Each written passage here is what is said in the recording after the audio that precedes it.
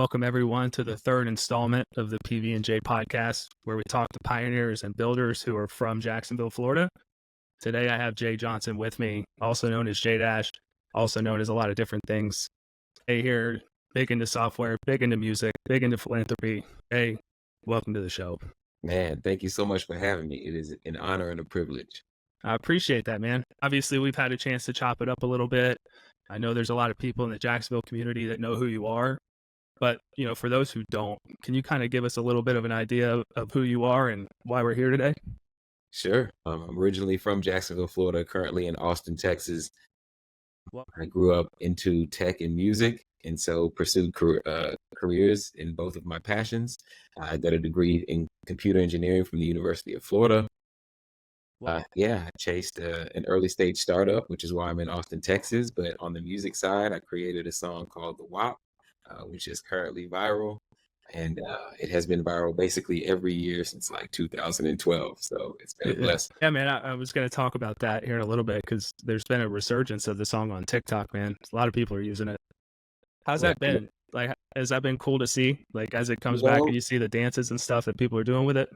First of all, it's mind-blowing seeing, you can actually see it hit different regions on the planet. And seeing the interpretations of it and how people are like taking it and making their own. And that's why we made it in the first place. So one, I absolutely love it. But on another note, I have a 13-year-old daughter. And so I'm like cool again. They're like her and all her friends. They're like, oh man, this your dad does this X, Y, and Z. So she's getting a little bit of clout. So it's all good. It's all good. Man, I didn't know that. I didn't know you had a 13-year-old, but yeah, dude, it's peak TikTok age too. So they're doing all these different dances and stuff, and she gets to show them off, which is really cool. Right. Obviously, you're from Jacksonville. We've kind of talked about that. What part of town did you grow up on? Walk us through early days, Jay. Like, what was the high school we went to? What were some of the things we were doing? And what about Jacksonville was exciting to you, and kind of some of the things you did with your personal time? Man, first of all, I love my city, man. I love Jacksonville. It'll forever be home. You can probably see like right up here. I do. Florida on the wall, and it's always going to be home to me. And I'm there frequently. My family's still there. So I love Jacksonville. I grew up in Mandarin.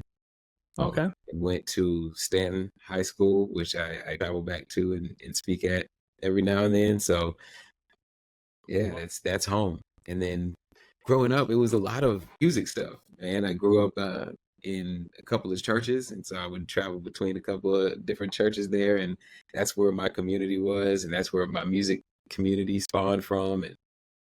And then I really dove into music production when I got to college and started a company, and I actually made the WAP in my college dorm room. So yeah, I can't wait to unpack that part because I thought that was awesome.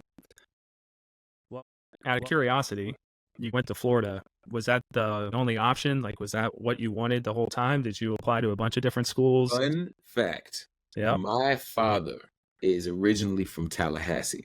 Florida State. Up a Florida State fanatic. I have signed pictures from Bobby Bowden. Like, that was the thing. But, you grow up, you see the light, You see the light? No, I ended up getting a full ride, a full scholarship from the University of Florida.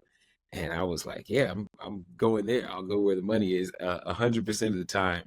And, it was honestly the coolest time to go because it was around the time we won every possible championship there was to win. Yeah. Shout out to my guy, Tim Tebow. Shout out to one of my best friends in the world, Jeremy Mincy. Rest in peace to Markel Thompson. So those were like my guys when I was at UF, man. So it was really cool to see and be there at that.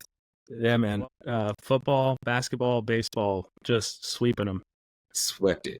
Just went nuts. Don't forget what gymnastics, softball, and whatever else we were winning championships in at the time. Nuts. Yeah, that had to be nice. I'm a Jeremy Mincy guy. I've never met him, but he's one of the few guys that's played for the Jags and stayed here that also played for the Cowboys. And me being from Texas, I'm a Dallas Cowboys nut. Unfortunately, they hurt me every year.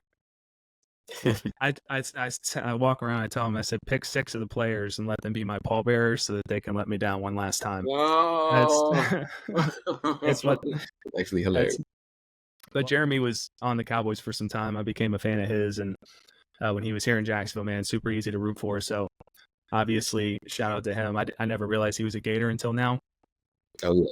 But I myself went to Florida State. We can put this rivalry to the side for a little bit and obviously move to different parts of the conversation where we might get along a little bit better.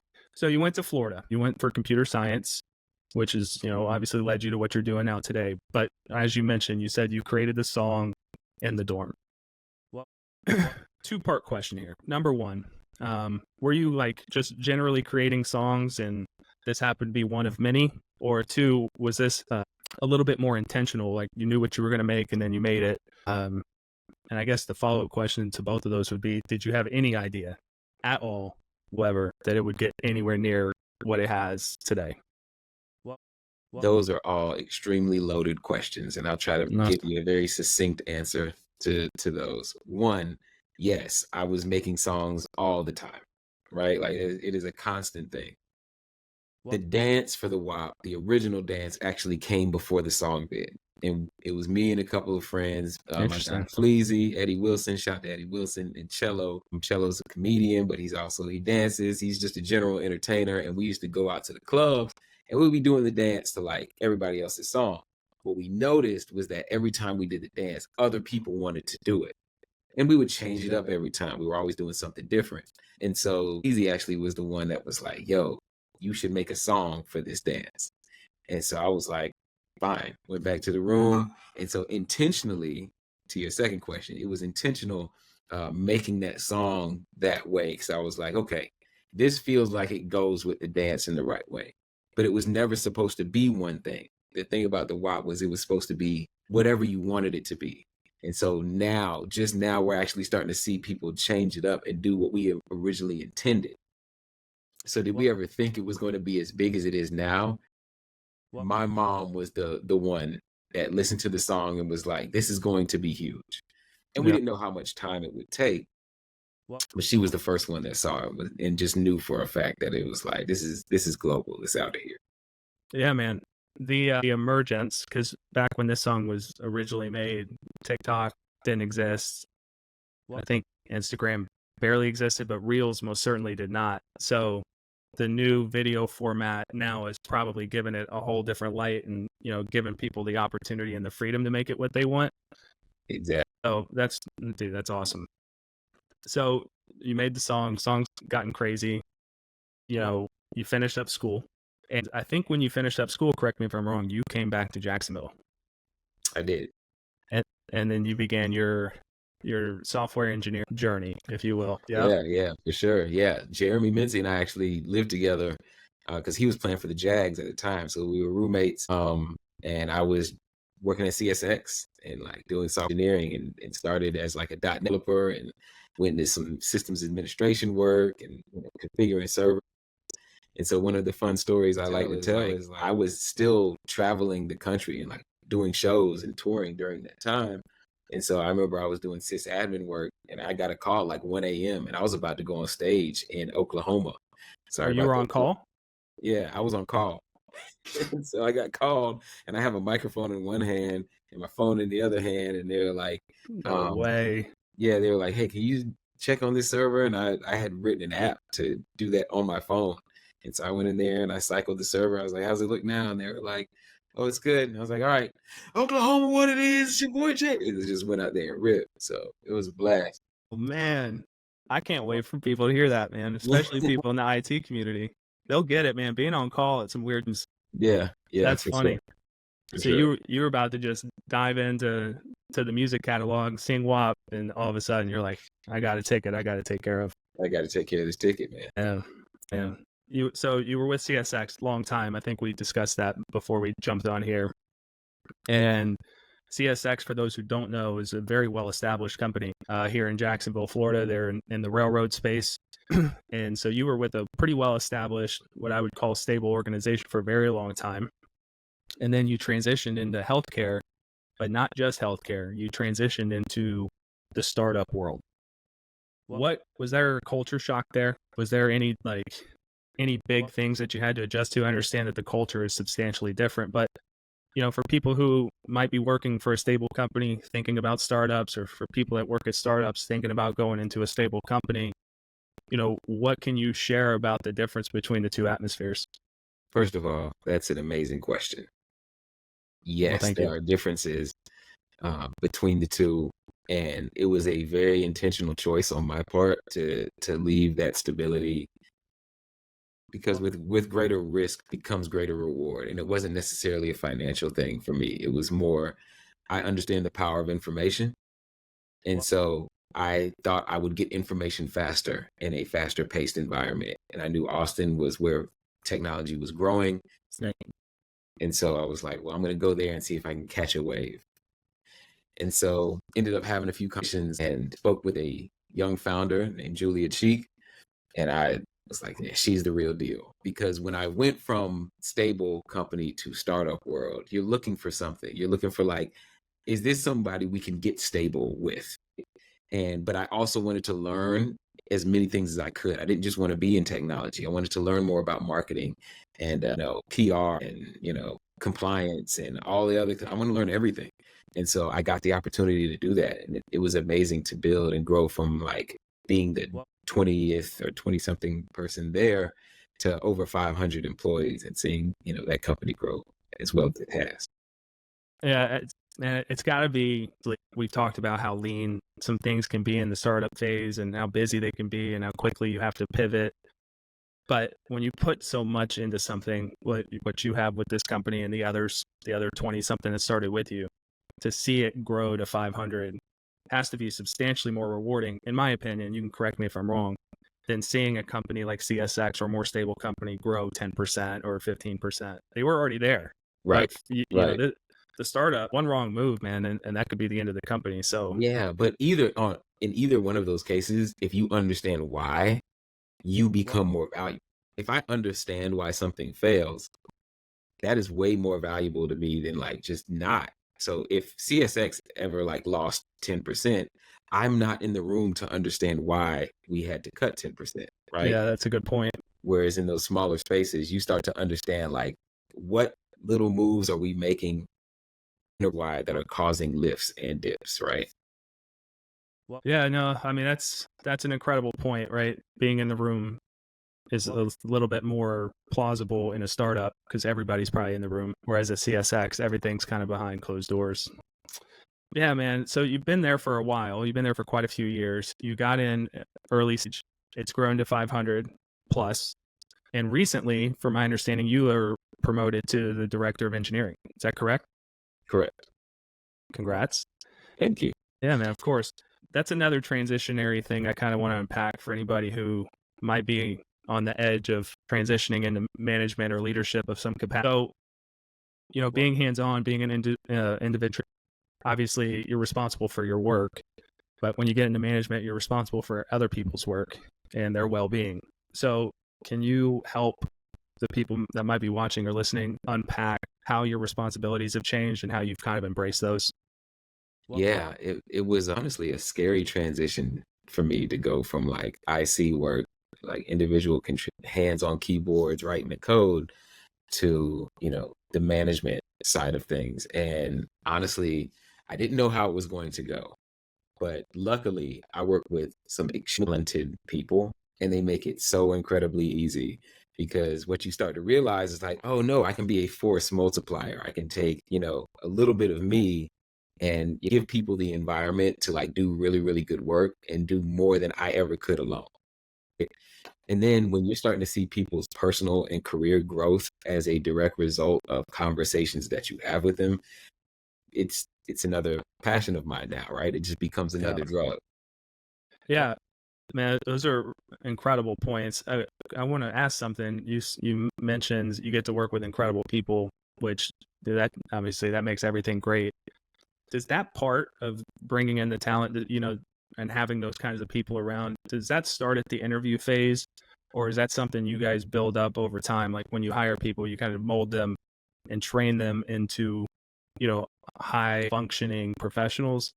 How much of that, I guess more, I understand it starts at the interview phase, but I guess how much of that starts at the interview phase, trying to get the right people on board, and then how do you get them kind of on the proverbial bus in terms of, making sure that they're aligned with the company goals and that, they're trying to help you guys get where you're trying to go as an organization.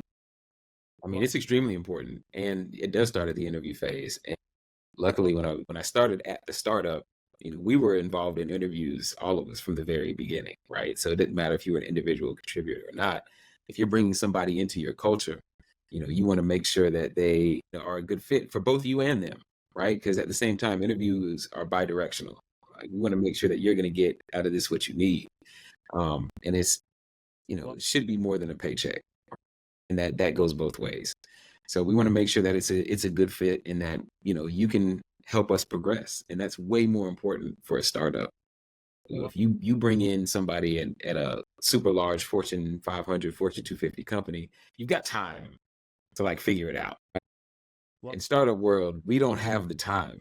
Like, you need to come in ready. Yeah. So interviews are very directed, and they're really important. But yes, Of course. Yeah. I think when I think startup, man, I think flexibility too. Like, you're going to get a call at 8 o'clock. You're going to get a call at 10.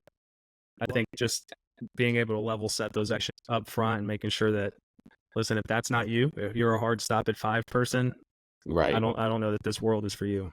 But that's okay. You also get the ability to make large changes really quickly when you've had other experience that you're bringing in. It almost felt like time traveling, because it was like, things that were well established at a very large company, like, CI/CD pipelines and all, like knowing how to build things and, making your infrastructure like cattle, right? And so not like pets. And so like understanding those things and then going to the startup world and they're like, we're not there yet. And it's like, I just set this up 4 times in my last company. Let me help you out. And then being able to go and make like a really, really big change and a huge impact changes people's lives. Like, we don't have to deploy at 10 p.m. anymore. Like, we can just do it whenever we want. So it's little stuff like that.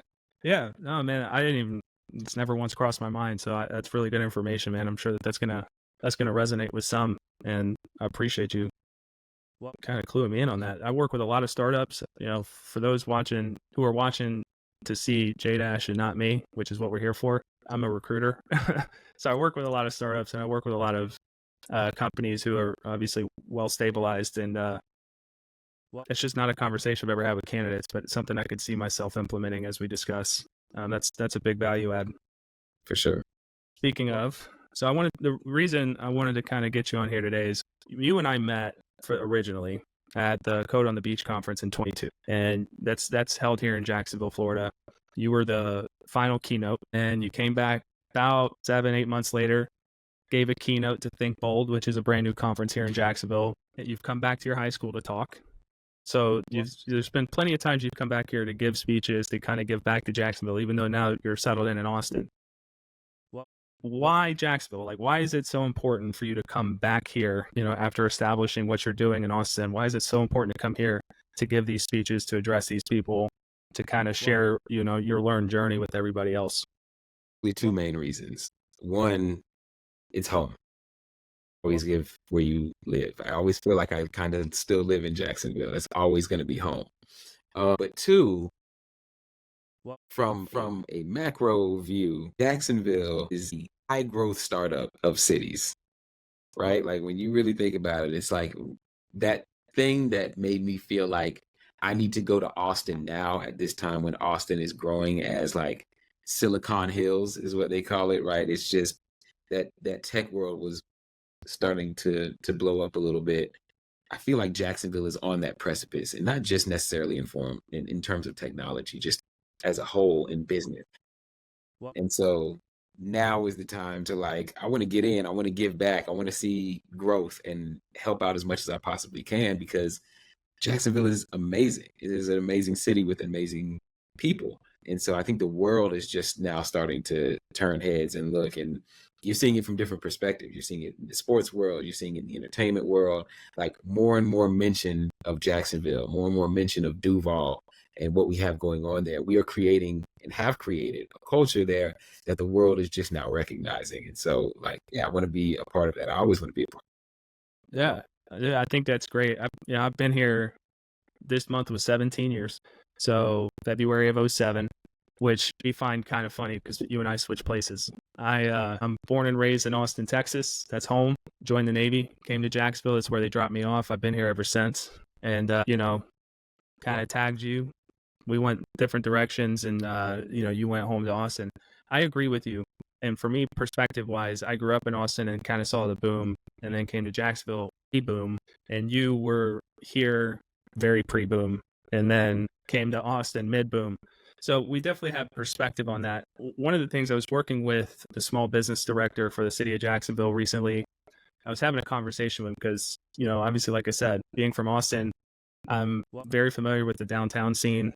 It's vibrant, it's popping, but tax-free state, vibrant downtown, river running through the heart of it. Nashville, Tennessee, vibrant downtown, tax-free state, river flowing through the downtown. Jacksonville, Florida, not a vibrant downtown, tax-free state, river flowing through.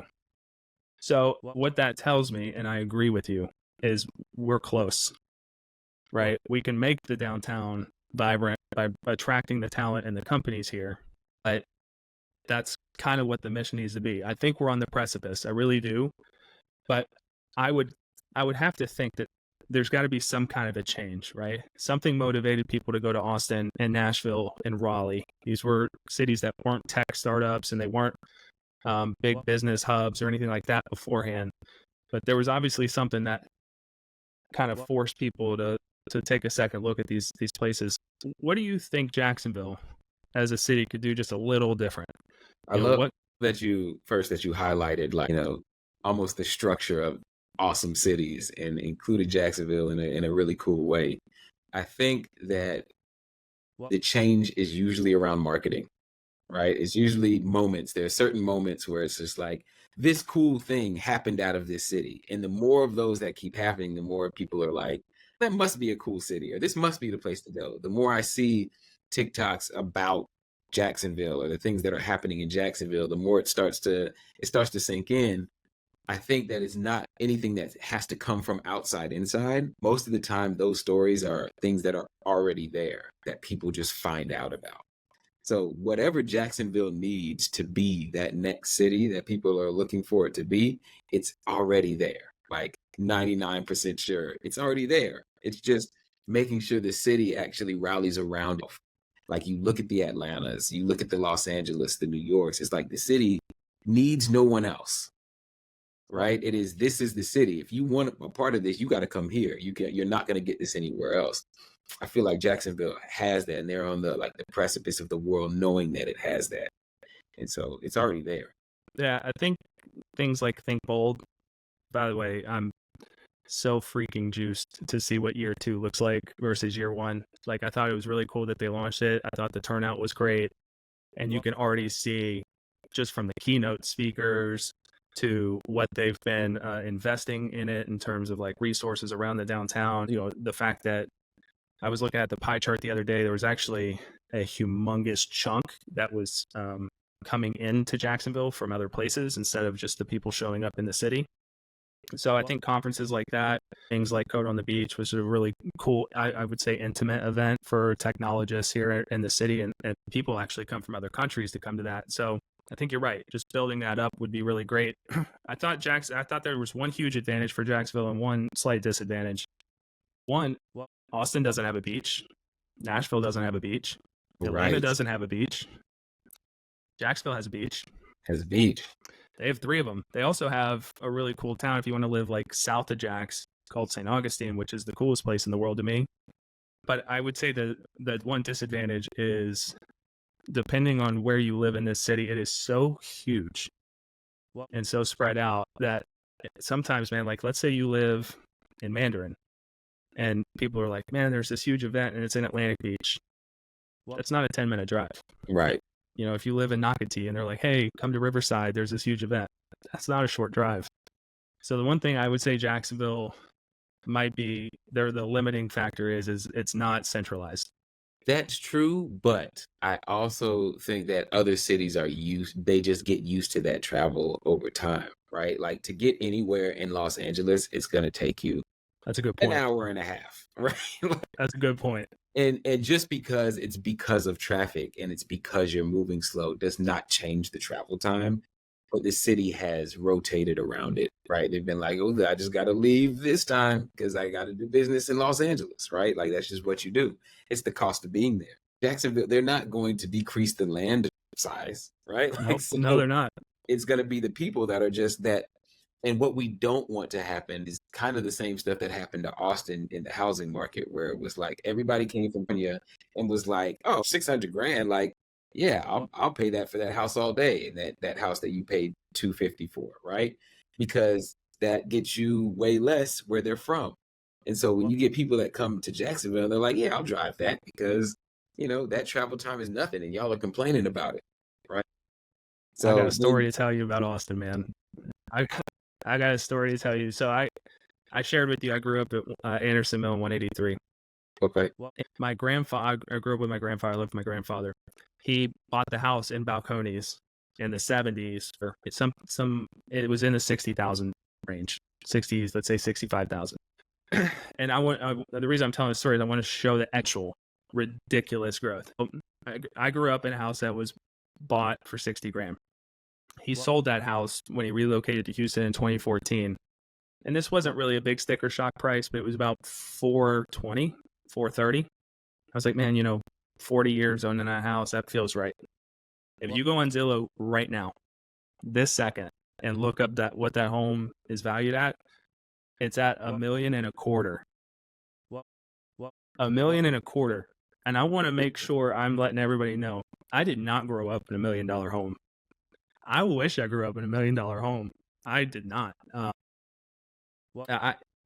I can picture myself walking in that house, right? Like I can visualize the layout, and I'm thinking somebody paid over $1 million for this freaking house. That's Austin, and you're 100% right. Unfortunately, I'm not saying Jacksonville's there, but it's on the way up, man. COVID did a number on this housing market here. We had a lot of in-migration from Pennsylvania, New York, New Jersey, Connecticut, Delaware.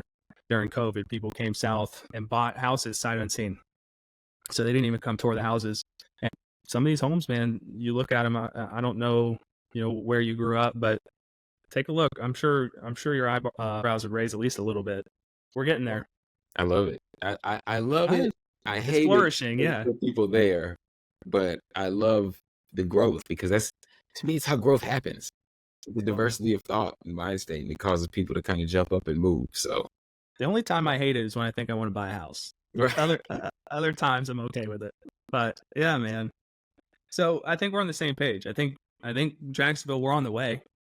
If being candid here, I think having people from Jacksonville who have gone on to do things that are nationally known, say like a guy like J Dash, and making it well known, Duval's home, I think maybe gives people more incentive to go look up Jacksonville online and see what they're about, or look them up on TikTok or wherever the case may be.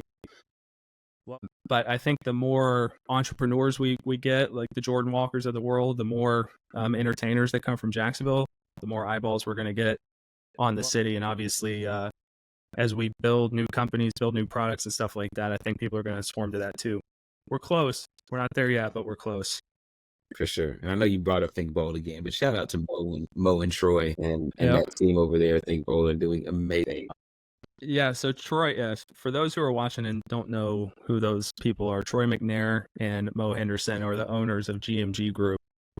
I'm very proud to know them, and they are the people who put on the Think Bold conference and organized this entire thing. So yes, shout out to them. Shout out for what they're trying to do for the city of Jacksonville. They're in my mind, they're putting a lot of the eyeball that are coming to Jacksonville for an event like this. They're throwing it on their back and they're carrying it. And I'm appreciative of that. So good. Round of applause. Round of applause. Mo and Troy. I love it. I'm going to show them this too, man. They're going to eat it up. Speaking of, yeah, I'm glad you brought back Think Bold. So I want to talk about your keynotes, because you did Code on the Beach. You did Think Bold. Let me just read these off. I think it's important. The NAM conference. You did the A3C conference. I think you were at the African American Leadership Summit. Can you speak on that too? Yep. You obviously we discussed, you've talked to your old high school. You've given speeches at a lot of these conferences. So you've done music. You've software professional as well. You've helped build a company. What is it about keynote speaking? What is it about just speaking in general? I know we talked about why you come back to Jacksonville to do it, but for Jay Johnson, why is it important to you to go out and give these speeches, and what does it do for you as a person and as a professional? I'm going to give you the PR friendly answer, and then I'm going to give you the real answer. The PR friendly answer is that it's an amazing way to give back and to pass knowledge on, and to like make sure other people, avoid pitfalls or experience the same value that you did without having to go through the same things that you did. The real answer for me is that it is the most efficient way to network that I have ever found. And I discovered that my greatest period of growth in life didn't happen necessarily because I was in the studio all night and made this many songs. And it honestly came from specific conversations and people that I spoke to. When I go to conferences, and I've been to tons of conferences in my career, I would find myself kind of lost in a sea of people and not knowing like who I should network with. And, these may be super famous people, but they're not really going to do anything for me specifically. So like speaking at conferences changed my networking game. It became like, now I become here. Let me share my knowledge with everyone at once. And now the people that this resonates with approach me. And it was the most efficient way I discovered to network and grow. Well, yeah, it makes you a thought leader, right, of your topic, and it gives you authority in the space. No doubt about that. As you in the name of that, and it's leveled up your networking game. When you network, what are you looking to do? Are you looking to bring eyeballs to the current organization? Are you looking to grow as a speaker? I understand that this is more of a personal question, but as you network and you have these speaking engagements, is there a long-term plan for you in that space? I don't know. That's a great question. I think as a performer, for the majority of my life, I have become comfortable with stages. So the transition into like just public speaking is just another forum in which I'm speaking to a whole bunch of people at once. But, is that a career move? It is not. It is definitely not a calculated career move to get into public speaking. It is just, to me, another way to accomplish specific goals. And sometimes those goals are buy this record. Sometimes those goals are to spread the message of a company or to be a thought leader and build a personal brand. And all of those things are cool. They're good. But like the most rewarding things happen usually after that. It's usually after an event and they're like, hey, you know what you would really be good for? Let me introduce you to this person. They're doing this thing. And then you get to learn something new. So for example, it is through that kind of stuff that I got involved with the NAM Foundation and doing music education advocacy. And I was doing that when I was in Florida. And I would travel to Washington, D.C., and I would speak to congressmen and congresswomen, congresspeople, senators every year about funding music education. What I noticed is that there was a stark difference in the support structure in Florida than when I moved to Texas. And in Texas, it was like, it's all about music. Like it was a really, really easy conversation. Especially in Austin. Yeah. Right. In Florida, it was different. It was a little bit different in Florida. It became a little bit more difficult. And I noticed that a lot of the information wasn't necessarily passed on to the people that needed it the most. The Title I, the Title IV schools weren't necessarily getting all of their funding. And so it became, another mission of mine to make sure that that information was spread. Okay. I think that's awesome, man. I want to keep the conversation on music for just a quick second. You've made a ridiculously popular song. You were turning over music left and right while you were in college, and probably did so beforehand. Who were your inspirations when you were growing up? Like, where did you draw, your musical inspiration from, and kind of who were some of your favorite artists otherwise when you were growing up? Dr. John, Stevie Wonder, Muddy Waters, B.B. King, and then Timbaland, Jay-Z, Nas, Biggie, Pop. I think that's probably them in the order in which I discovered.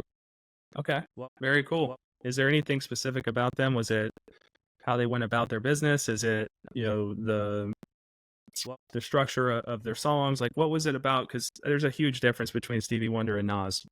I just a little bit. So, what was it about Stevie that stood out to you, and what was it about, somebody like Nas that stood out to you? I would agree in that there is a difference between Stevie Wonder and Nas. A little bit. And then a little part of me almost disagrees, but almost not disagrees.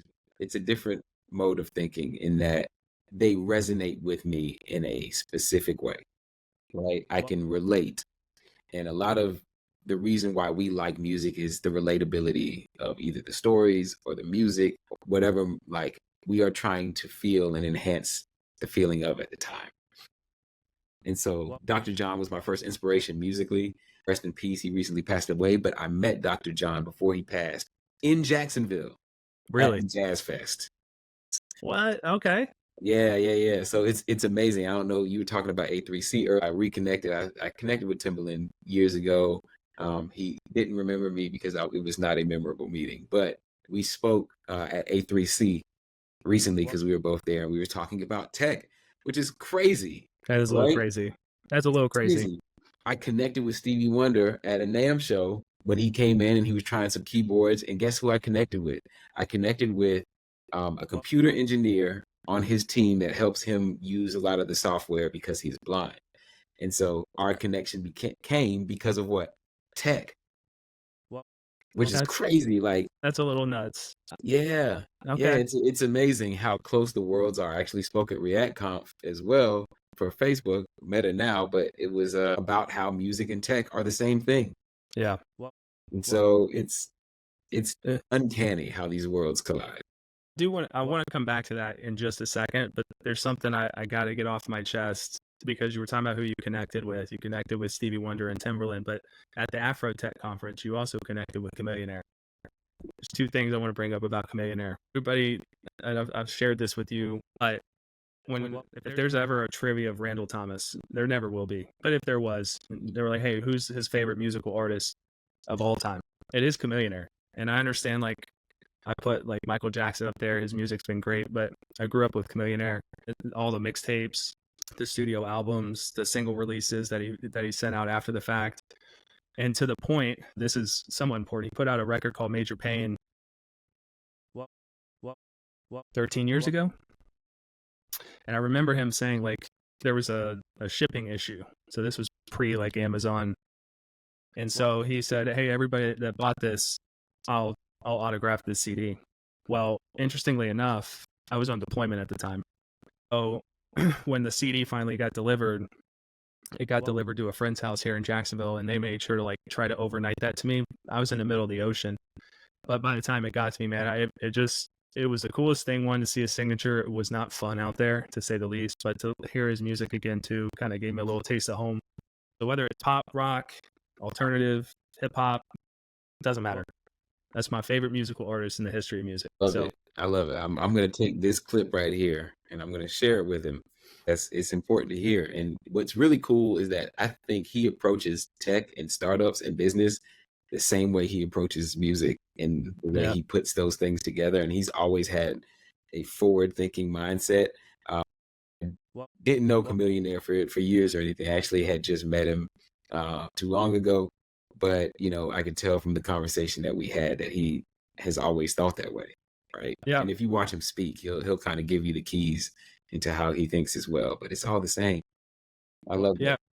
Yeah, man. Obviously, not only do I think his music's phenomenal, but there was one song he did, and then like in the outro he was kind of speaking, and he was talking about how just to make enough money to try to like make the music to get it out, he was driving. I think he was the transporter of something, some medical devices or some kind of plasma or something like that he would drive from like doctor's office to doctor's office and deliver it just to make enough money to like get time in the studio or whatever the case may be. So the reason that is important to me is he was grinding it out just to put out his music. So nothing but respect for that guy. I hope you do send this clip, even if, nothing ever comes of it. I think he should know there's one person out there that's enjoyed 20-ish years of his music. So I love it. Shout out to Millionaire, man. Yeah, absolutely. Big shout out. I wanted to kind of bring that up again, because what he's well known for, if you go on YouTube and type in Chameleonaire, there's like story on story on story that's plastered of him. He kind of got out of the music game, went west, went to Silicon Valley before Silicon Hills, and started investing in companies. And so then he gets to go to things like Afrotech and kind of see what's being built and what he can invest in. Were any of the conversations you had when you connected with him, were any of them tied to maybe some of the startups or the investments or anything like that that he's involved in, or has he shared any knowledge or wisdom in that space? Shares that knowledge all the time. If you have a chance to go see Chameleonaire speak, I would highly recommend it. And he talks about kind of his journey into investing, and not just his journey. And again, I'll always go back to he approaches it the same way he approaches music. When you're approaching me, like when you're making music and you're building something, you're not just thinking about pushing the song. You're thinking about the rollout of the song. You're thinking about the marketing and the music video and how people are going to engage with it and all. Like he's thinking about all that. Also, putting other people on, and so you get features and you put other people on records and all that. Man, when you listen to him speak and his journey in investing, he's like, yeah. And then I called up such and such, and I called my guy here, and I'm like, listen, we all need to get on this. It's not just me. He wants to make sure that everybody else has the same opportunity that is around him, so that way they're not missing out as well. And being like early investors in really, really successful companies is like the best way to do it. And he is extremely smart. So, Yeah, I want to be that kind of friend to my friends too, man. I want to, right. yeah, Don't we that would all? be great. So after, obviously you went to, I don't think did you speak at Afrotech, or were you just there as a, I did not speak at Afrotech this year. I was just going to check it out. okay, awesome. Well, back on the conferences, I want to bring this up because I want people to hear what I heard when you gave the keynote at Code on the Beach. So you're a big believer, for those that are in IT watching this, especially those who code, you're a believer that there should be some kind of intellectual property that people hold on to as they build software and stuff for companies and organizations. And I just wanted to see if you would kind of share your thoughts and visions around that. If people didn't attend the conference, I think it'd be kind of cool for them to hear about it. So, what is it about, what software engineers do? I guess maybe talking to people that don't code for a living, that would bring up that kind of intellectual property as a possibility. And two, has anything changed or materialized since that talk in 2022? Has there been a movement around it? Have people reached out to you about it? I kind of want to get your thoughts on it. Right. I'll share as much as I can now, just because I have a couple of talks coming up. One in Jacksonville. I think it's in on April 11th. I'll be back in Jacksonville, talking specifically about this stuff as well. But first of all, software is intellectual property. Coding is intellectual property. What tends to happen is when you start at a company, you sign a piece of paper that says everything that you build while you're here is our intellectual property as the company, which makes sense. It's the company's way of protecting themselves, so that way they don't have to spend a lot of time getting products to market and all that stuff. They're just like, it's basically a work for hire gig. Well, intellectual property has kind of been figured out in music. I don't want to say figured out, being figured out over time. Totally It has discussed. been for a very long time. Yeah. I don't know if in all situations it makes sense to just sign over all of your intellectual property.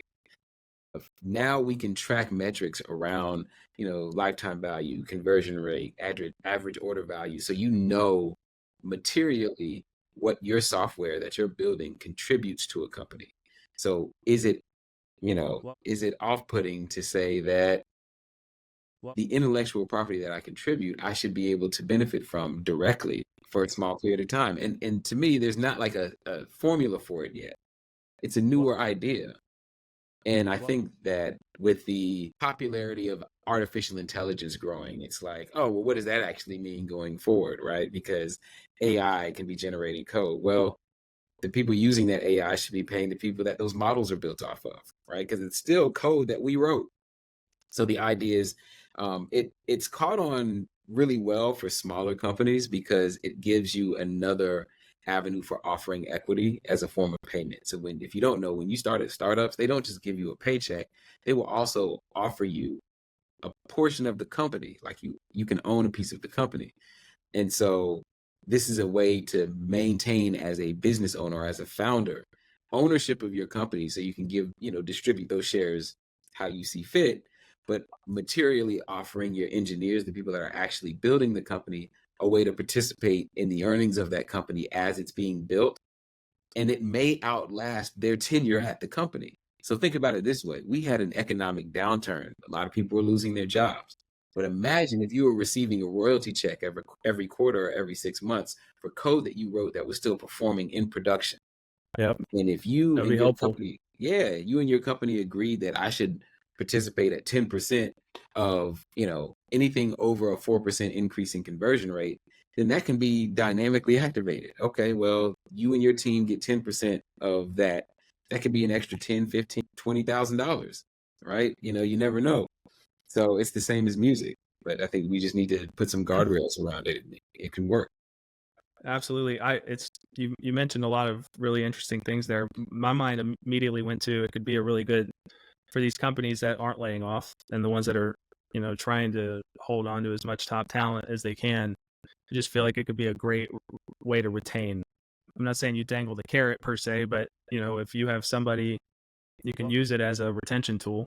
Say, hey, listen, like every year, every 2 years, every 5 years, like if we've grown a certain percent and your code has some level of responsibility for that, we'll give you an extra 1% or 2% or something like that over time. Like that number can grow as a way to keep them on board and continue to write that code that's obviously helping them flourish. Absolutely. And it's not a foreign concept. I think most industries do it. I mean, even if you go sports, those players that you love watching on the Jaguars or the Cowboys, they have performance bonuses. Yeah, they do. It doesn't activate until you get to specific levels. If you get to the playoffs or you win a playoff game, you get this much money. If you win the Super Bowl, you get this much money. Like That's very true. yeah, those are in there. Like the more I see kids coming out of school and going to companies like LinkedIn and they're getting $700,000, $800,000. These are looking like NFL contracts, man. Like Yeah, we need all the accoutrement that come with that as well. Yep. I'm in the wrong business, man. I needed to graduate college and start making $700,000. That would have been really cool. You got to go to Silicon Valley where rent is like $6,000 a month. Yeah, at $700K, you might be able to afford groceries at these prices, man. No kidding. Right. It's debatable. Yeah, man. You're coming back to Jax. You're going to do another keynote. I'm not sure if you can even talk about that, but when you're in town, we're only about 5-6 weeks away from that. Where can people come find you? Where can people come talk to you? And is there anything else that you're kind of working on that people can stay clued into or check your page out to see any kind of updates along the way? Awesome. Yeah. Follow me on all social media, The Real J Dash.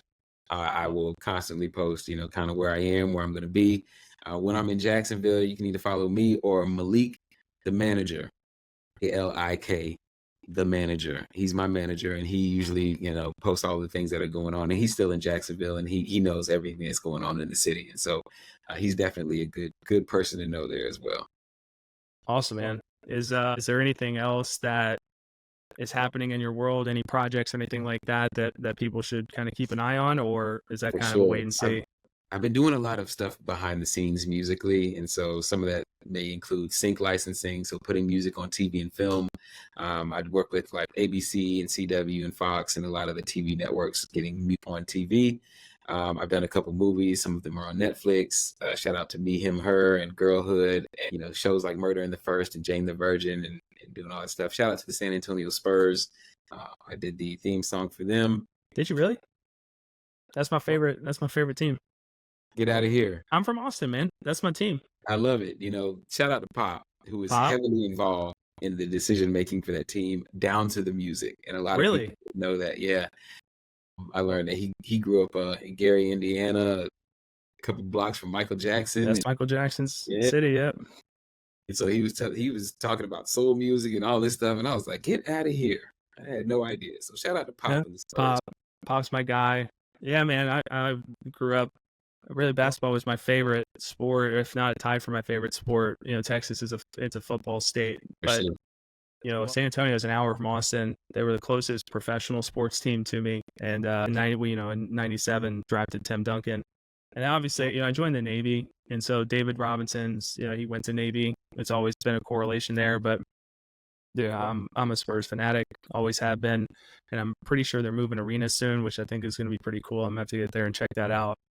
But I had no idea. You wrote the theme song for them. Absolutely. And they're really trying to make Austin know right now that San Antonio is their team. So shout out to Brandon James and the team out there for the Spurs that are like really bridging the gap and actually bringing the Spurs to play a couple games in Austin. Yeah, I'm about to give them some free press for the whoever watches this. San Antonio recently signed a deal, the Spurs, I should say, where every year for the next 4 or 5 years they're going to play 5 games in Austin, Texas, and that's going to be their home game. And what they're trying to do is get people to come to those games and get excited about the Spurs, so that their ticket sales in San Antonio will go up, because people in Austin will be like, you know what, it's not that far of a drive. Let me go down to San Antonio and watch the Spurs. It's absolutely brilliant. So many people got, typical social media. Oh my God, the Spurs, they're trying to relocate. They're trying to leave San Antonio. It's couldn't be further from the truth, man. It's actually the most brilliant thing I've ever heard of. But yeah, now we got Wemby. Evan Vassell is a Florida State Seminole. Just rub it in. Just rub it in. I would love to. So, no, man, listen, from the bottom of my heart, thank you for taking the time. Like I said, we know you've been in Austin for a bit now, but Jacksonville's home, and this podcast is all about trying to put Jacksonville just maybe a little bit more forward every single day, talking to the people that can help do that. I think your presence here and your willingness to come back every so often to come talk to the people in the community and the professionals is absolutely huge. And we're excited for you to come back next month and do that again. Thank you, man. Yeah, of course. Any last words, anything that's on your chest that we want to talk about? Man, listen, can't wait to come back. Everybody keep growing. Don't wait. Be kinetic. There's a lot of potential energy in Jacksonville. It's time to actually turn that into motion, and I'm here to support it. So thank y'all. I love that. Awesome, man. Well, I appreciate you. I'd love nothing more than maybe in a couple of months or 6 months, let's revisit this conversation. Let's do this again. Let's see, how much forward we were able to go, and just continue the conversation around making this place the next Austin, Texas. Let's do it.